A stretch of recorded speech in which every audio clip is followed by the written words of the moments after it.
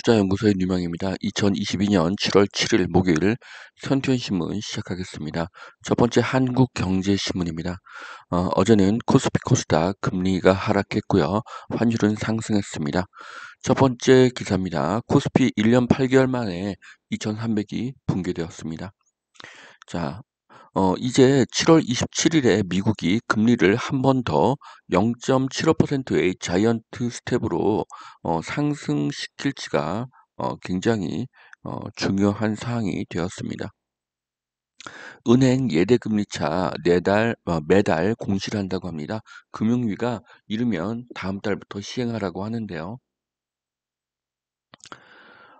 여기 대출금리 보시면은 최저 연 4.58에서 최고 연 9.78% 이렇게 표시가 되어 있죠. 그런데 최근에 그 모든 신문에서는 최고 금리만 그렇게 다루었었습니다. 자, 문정부의 부동산 정책은 집을 사지 못하게 하는 정책이었죠. 그래서 기준금리보다 훨씬 더 높은 대출금리로 대출을 막았던 것입니다. 그런데 이것이 은행에도 막대한 이익입니다. 그래서 은행은 고금리 정책을 마다할 이유가 없습니다. 이제 윤 정부는 집을 사게 하는 정책을 추진하고 있습니다. 그래서 과도하게 올랐던 대출 금리를 낮추려고 하는 것입니다. 여기에 더해서 대출을 확대해야 합니다. 현재 아파트 거래 급감의 원인은 대출 중단과 고금리이기 때문입니다. 자, 최악의 슬럼플레이션 덮치나 슬럼프와 인플레이션 합해서 슬럼플레이션이라고 어, 이런 신용어가 나왔습니다. 인플레보다 더 무서운 최악의 침체 공포 미국 자이언트 스텝 어, 0.75% 금리 인상 7월 27일이라고 말씀드렸죠. 이것을 멈출 수도 있다. 그런 기사가 나오고 있습니다. 자, 이제 경기 침체 수순으로 갈지 이것을 극복할지는 궁금합니다. 결국 미국이 어떤 결정을 할지에 달려 있습니다. 미국이 자이언트 스텝을 멈출 수도 있다는 의견이 나오고 있습니다. 자, 기업 재고 사상 최대 가격표에 놀란 소비자 지갑을 닫아서 재고 쌓인 기업들 신제품도 미루고 있다고 하는데요. 자, 소비자가 지갑을 닫았다는 그런 기사입니다. 자, 어제 가족 모임으로 2시 정도에 판교 현대백화점을 방문했는데요.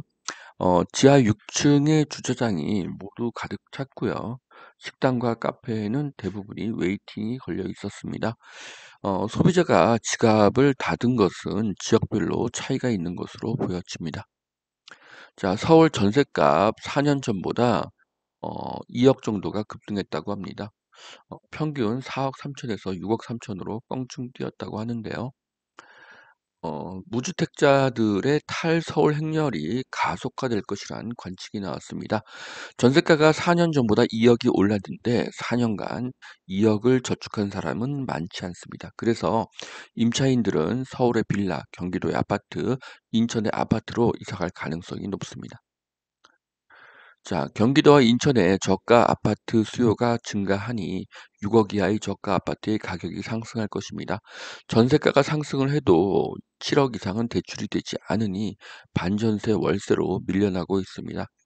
현재는 전세가가 안정되는 시기가 아닙니다. 월세가가 오르는 그런 시기입니다. 전통 부촌 방배동 569역 재건축 이달 착공을 한다고 합니다. 자, 기존에 있던 주택들이 다 멸실된 사진을 볼 수가 있는데요. 자, 윤 정부에서는 재건축과 재개발을 활성화시키고 있습니다. 그러면 기존의 주택은 멸실이 되고 이주 수요가 발생합니다. 이것은 새로운 임차 수요가 될 것입니다. 자, 부동산 거래 가뭄에 경유감 급등이 겹쳐서 일감이 줄고 경비가 늘고 이사업체들은 죽을 맛이라고 합니다.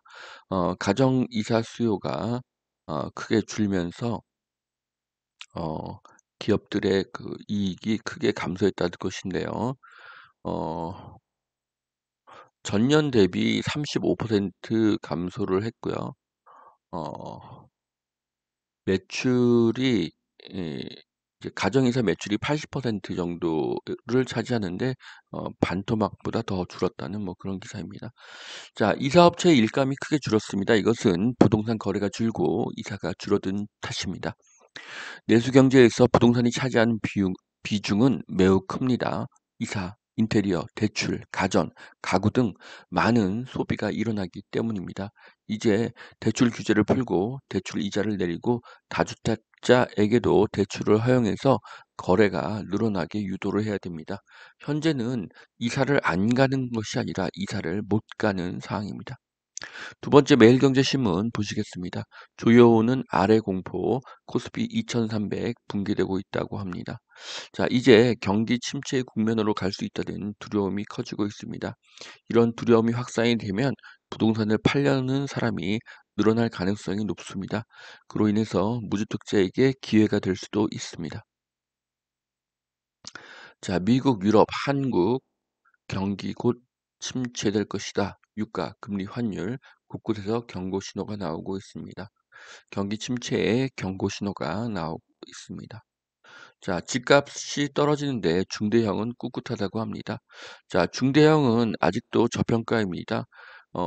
소형에 비해서 평수 대비 가격이 낮기 때문이죠. 또한 대형은 공급이 적어서 희소성이 있습니다. 2022년 하반기 아파트 상승은 대형이 주도할 것입니다. 자, 상반기 전국 아파트값이 내림세로 돌아선 가운데 중대형과 준공 10년 이내의 새 아파트는 선방을 하는 것으로 나타났습니다. 자, 옛날에는 새 아파트라고 하면 준공 2, 3년 이내의 아파트를 이야기했는데 이제는 10년 이내면 새 아파트로 보아주고 있으니 이것도 참 놀라운 일입니다. 자, 대형과 신축에 대한 선호 현상이 늘어나고 있다고 합니다. 대형과 신축이 희소하다는 의미이고요.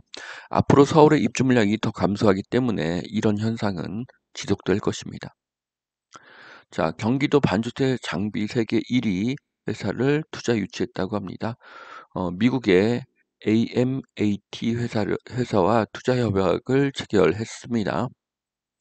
자, AMAT는 삼성전자, 평택 공장 등과 용인, SK 반도체 클러스터를 쉽게 오갈 수 있는 지역에 R&D 센터가 건립되기를 희망했다고 합니다. 자, 세계적인 반도체 기업들이 수도권 남부에 이렇게 모여들고 있습니다.